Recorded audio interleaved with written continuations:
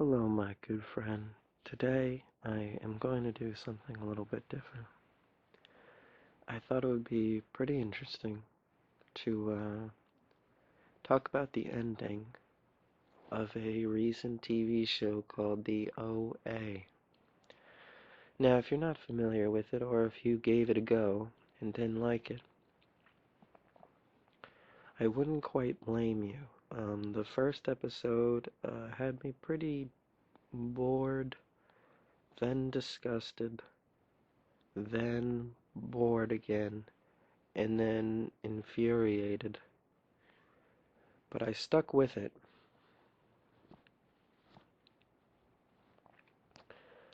And I'm really glad I did because it turned out to be something really unique.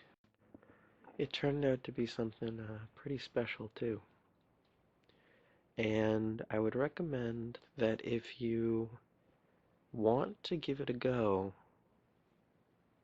that you don't listen to this and maybe watch it, and this video will still be here whenever you're done watching it. Again, it was called The OA, and it can be found on Netflix. And it's just those two letters. And honestly, for some reason, I don't know, I've been thinking shows are different than what they really are. For example, I was about to start watching, Twin Peaks, and oddly enough, from the thumbnail that's on Netflix, when you look at Twin Peaks, doesn't he look like he's, investigating something supernatural? And then when you click on the thumbnail, it shows you this person inside of this body bag, but the body bag is like spiraling outwards from our face. So to me, it looked again kind of X-Files-y. So what I thought I was going to be watching was a small town setting, one place, like kind of X-Files show. You know how X-Files traveled all over the place? I thought this was just going to be in a crazy one town sort of thing, like the town of Twin Peaks. Instead, it turned out to be this soap opera drama thing. And, I kind of dig it, but sometimes they introduce too many new characters. So, anyway. If you're interested in watching the OA, or, you know, um, I really suggest you turn it off because, again, the last 10 minutes of that show, of the first episode, had me really intrigued. And then I was really hesitant going into the second one. But once you do, it's really a ride, and there's only about 8 episodes. The first one's pretty long, but then they get much shorter after that. So it's not too much of a commitment. But the thing that I think grabbed me most was one aspect of it. To be truthful, for some episodes, I was the thing when you introduce two places, kind of like Pan's Labyrinth. You know how Pan was in reality and then she was in the fairy tale world. Well, sometimes I think when you introduce two places like that, it creates this division in kind of what the audience wants. One place is objectively better than the other, and that's the place you want the story to be in. And I kind of felt like that for a little bit, but again, it's only 8 episodes, and I, I I watched it over a few weeks. So most people binge watch these things. So anyway, whatever. But I kind of felt that wanting to be in a different place for a few episodes. But those are my only gripes. the first episode's 50 or, first 40 minutes or whatever, and then the fact that for some episodes I wanted to be in this different place. But it's a really original, intriguing story in my mind. Um, and I wanted to talk about the ending because I think it's really a topic for great discussion. So, the entire, and without further ado, this is spoiler territory. Please don't spoil this for yourself. From here on out, I'm just going to be talking about the ending. The whole last episode was just fuel that it was like all fake. I really think that what the fact that they spent like so much time on the father not knowing that Prairie left a note, I I was really pissed off by that because I was like, you do not introduce two barely heard characters in the last episode. That's you just don't do that. And I was really annoyed because I was like, this show doesn't need filler. We had so much to cover. Why would we be wasting so much time? And then slowly I got more into it, and I thought about it, and I realized it would only be relevant if the mother thinks she really wasn't kidnapped and that she just ran away. It would explain why the mother got so angry at the dinner table at Olive Garden or Applebee's or wherever the hell they were. Because she was like, do you want people to think that about you? Knowing that she wasn't anywhere. That would explain why she got slapped. That would explain why the father why they harped on the note so much and created this pretty much like entire plot line surrounding this note. And I came up with this theory that what if she just ran away and was starving? If you think about it, the only evidence that we saw of Prairie's story was her homeless playing the violin. That's the one thing they were able to corroborate when they were researching it. They weren't able to even look up Pap, which had which he said he had a patent on something. I mean, come on, if you've got a patent on something,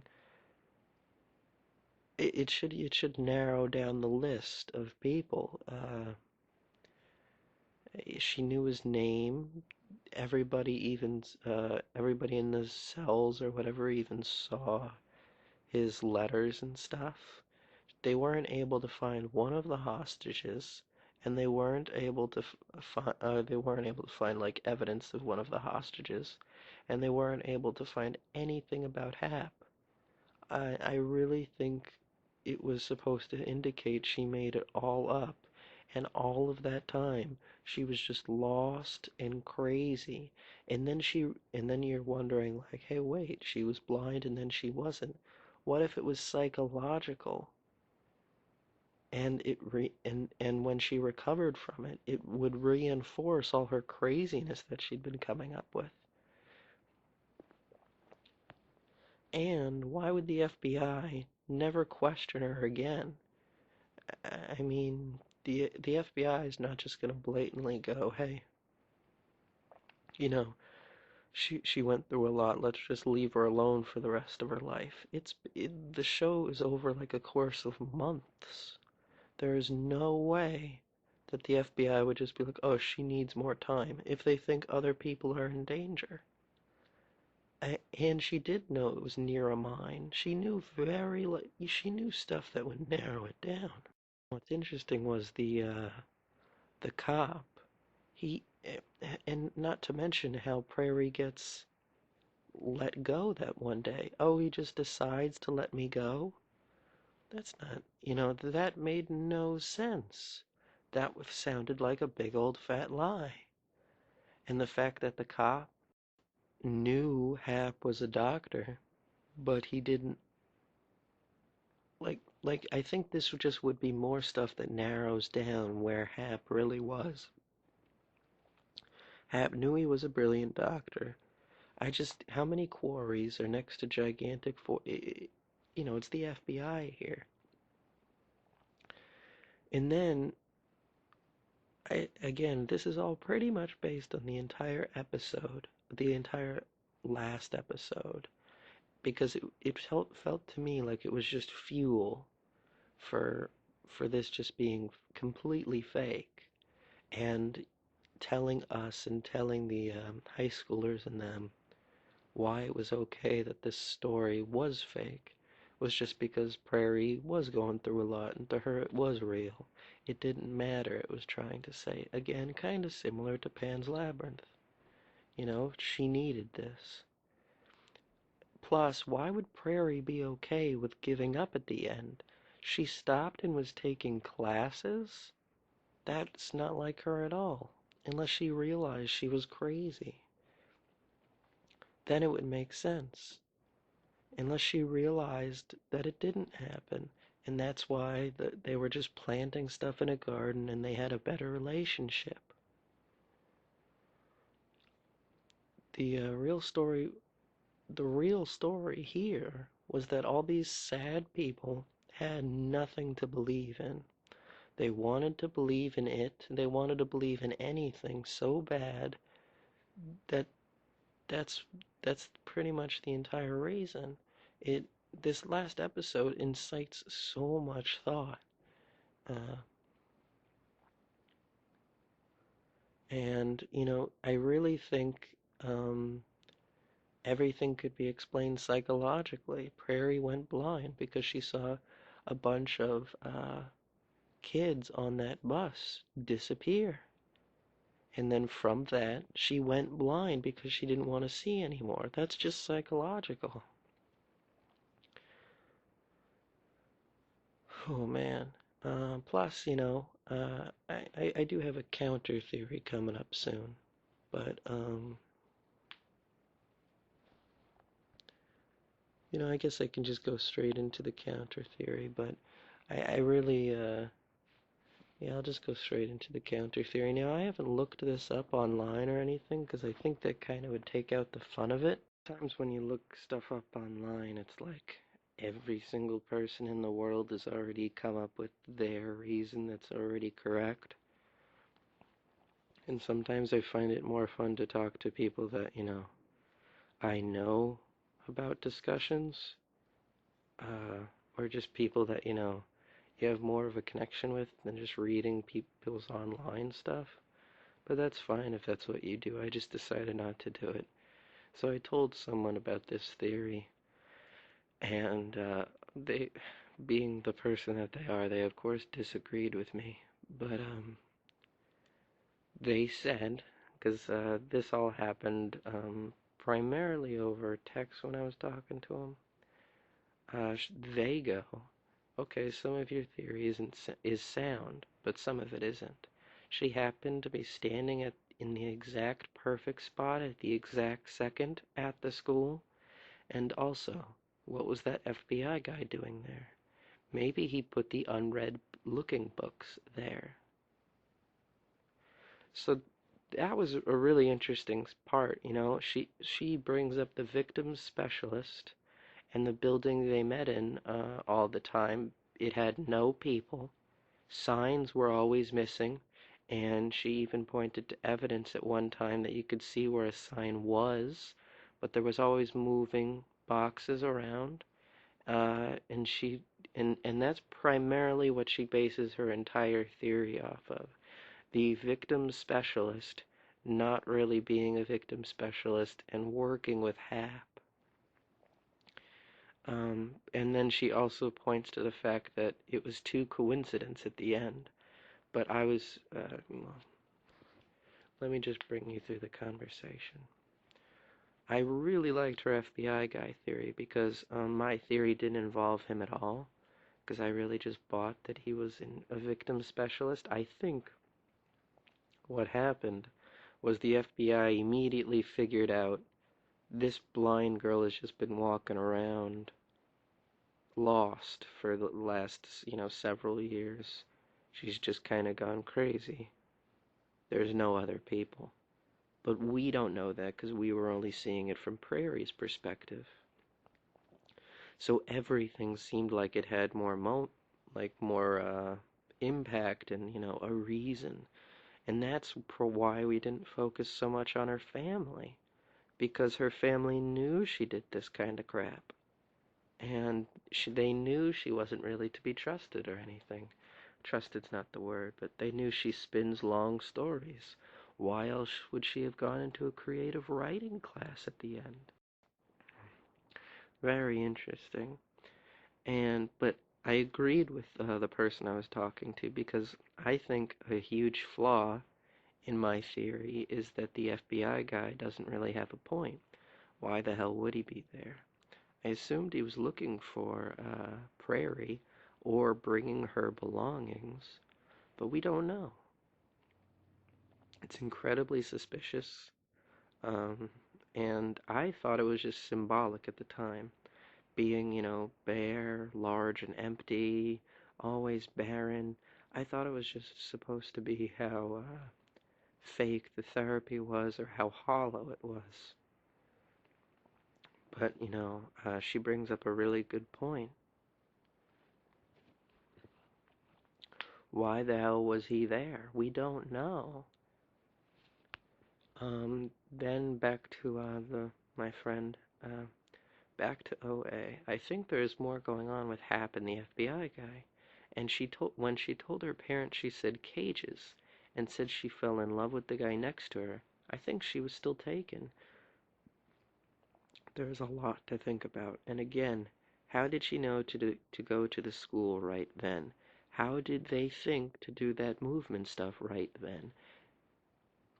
And how cold is that they were there?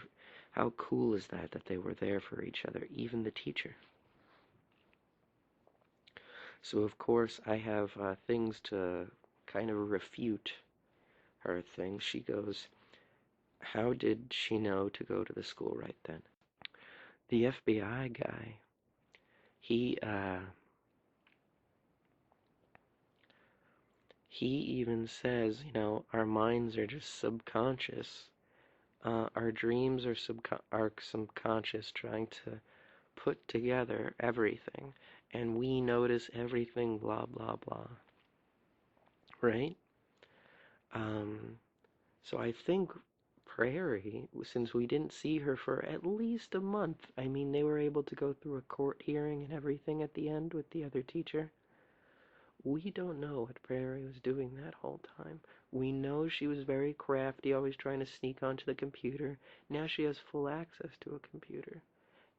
The show made a very strong point of telling us that lots of the people in this world looked on YouTube for stuff. What if Prairie found the guy that was about to do the shooting and just knew that it was going to happen today?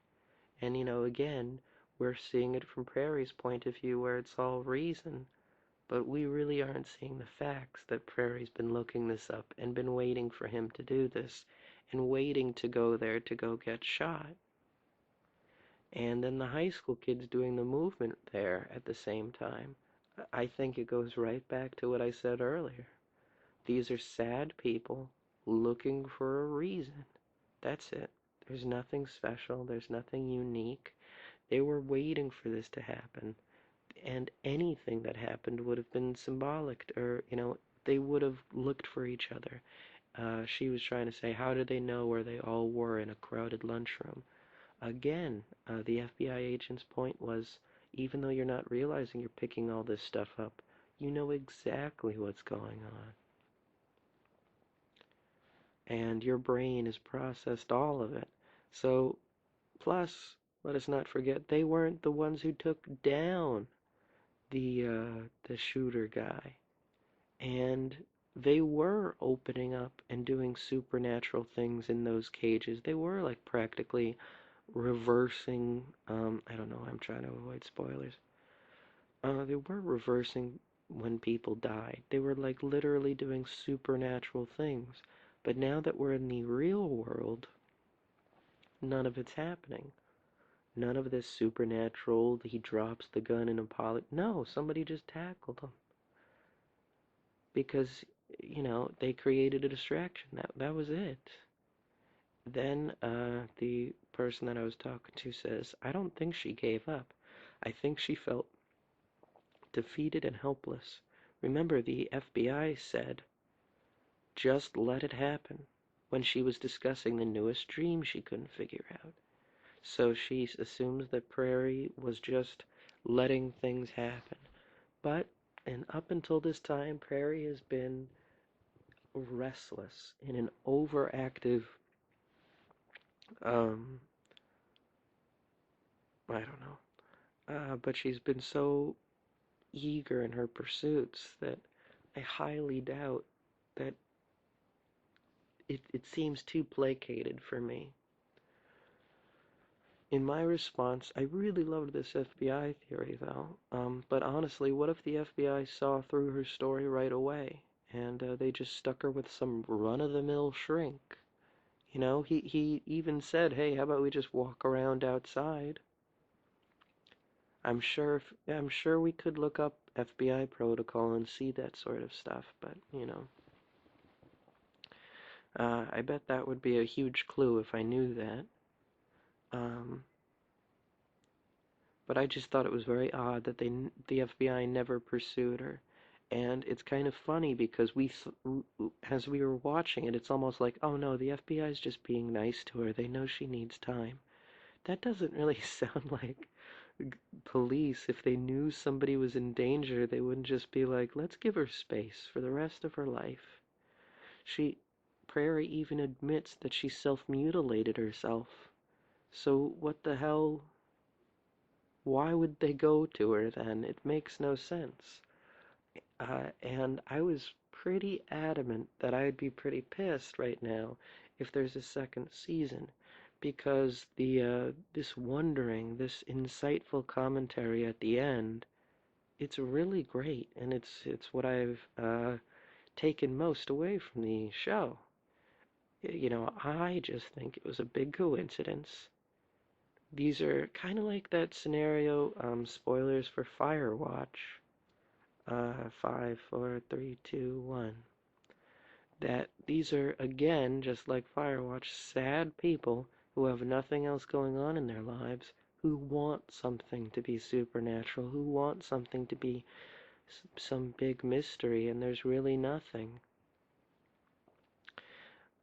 Plus, the whole shrink speech about the premonitions just being her subconscious trying to tell herself stuff. We know she looked online a lot. We know she was forbidden from it. What if, these reasons was because she creates stories? And I was thinking about it. Why was she trying to create videos for Homer in the beginning? What the hell was that about? We never even went back to that. That's just more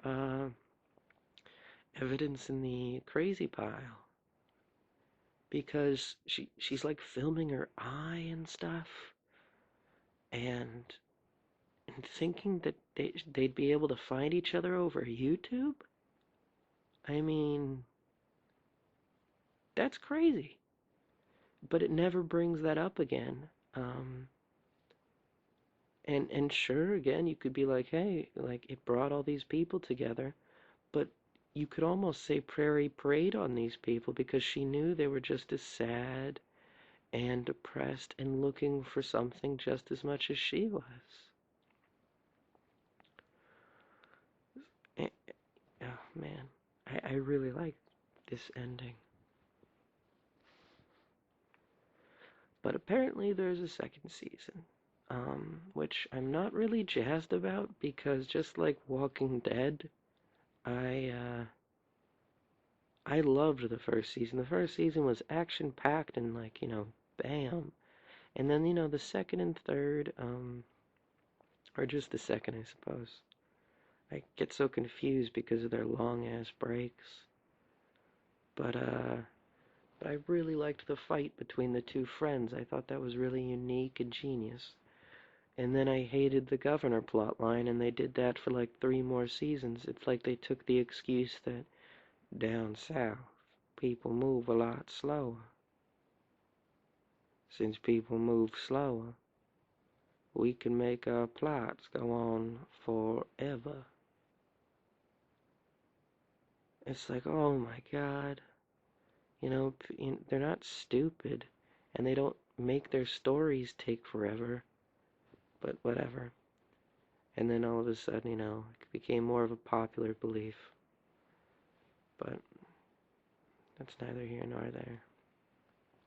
I just think shows should end, and you should move on to other great things. Because this is a really original and amazing idea, and I'd like to see what else Britt Marling has up her sleeve.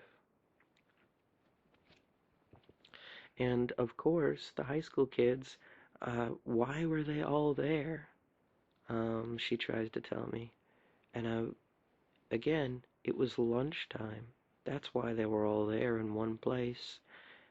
And Prairie could have, again, known that the shooter was going to do it at lunchtime. She could have even told him to do it at lunchtime. What if her taking a bath was really her preparing to go? Again, we don't know, and since we have such an unreliable main character towards the end of the last show, again, I thought it was brilliant. I thought it kind of had the complexity and amazingness of like American Psycho's ending. I know that's saying a lot, but I really loved this ending, or even A Clockwork Orange's ending. Because A Clockwork Orange is brutal to go through. They go way too far in the first part. Once you go that far, you can't go back. If it didn't do that one thing, that movie would have been a true, work of art, but whatever. Let me see, because I unfortunately said some of the stuff that I was already talking about.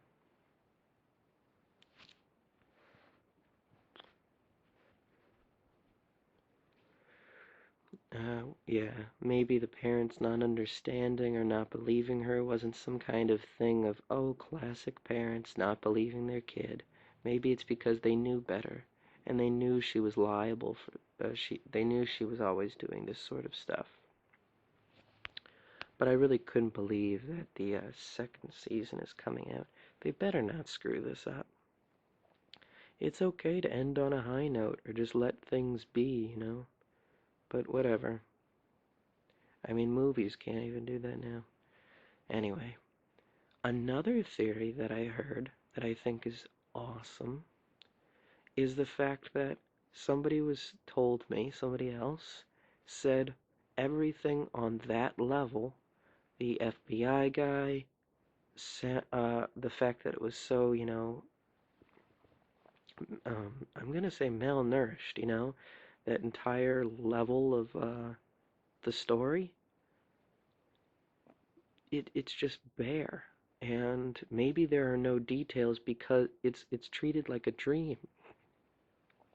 And what's really interesting, if you think about it, the rolling plains and all of that stuff, it has a lot in common with, I believe they were in Michigan, with the entirety of Michigan.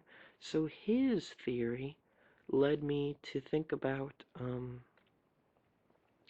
what if everything that we saw on this level was really the dream? Or she's in some sort, or he said, she's maybe in some sort of coma. But I took his theory a little farther, and I'm thinking that everything that we saw in quote-unquote reality was actually part of a dream or her in a coma. Not just the FBI guy part. If you think about it, everything in her, quote, waking world, unquote, was unfinished, was unbuilt. And again, you could take that as symbolic, but what if we were really what if they tricked us? What if the fake world was really the real world and the real world was the fake world. Again, I think this is amazing and I like not knowing. If you have any more crazy comments or theories, feel free to discuss somewhere on the internet. I highly enjoyed this. I really enjoyed talking to you guys about it. Thank you for listening. I hope this was able to relax you. I hope you were able to enjoy it, and have a good night.